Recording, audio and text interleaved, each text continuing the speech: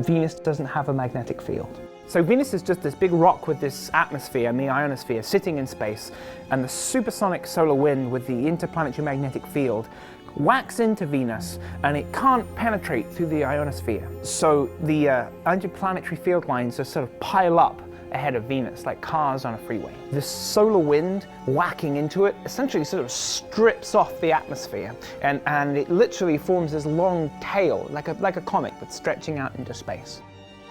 Pioneer Venus Orbiter was the first spacecraft to really thoroughly explore that night side region where the atmosphere is all escaping away, and it discovered this really mysterious phenomena which has yet to really be explained.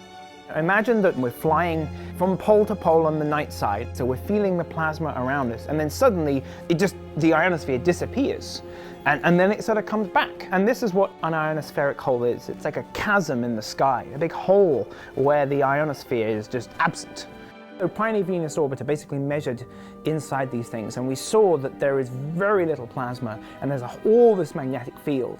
And from that, they sort of suggested that this is essentially a magnetic structure that's sitting in the night side. I wanted to see if I could go looking for these things with Venus Express. What we saw is essentially this really exciting, strong, straight magnetic field lines that we expected, and really boring plasma signatures. It shows us that this is a magnetic structure, right? This is a tube of interplanetary magnetic field that, well, PVO saw it coming out of the ground, and now we've seen it way out in the tail. So these things really continue out to much higher altitudes than we previously have found them at. And the other thing that's important is, well, Pioneer Venus Orbiter only saw them during solar maximum, when the sun was really disturbed and really blowy and stormy. But we've now been seeing them all throughout the solar cycle.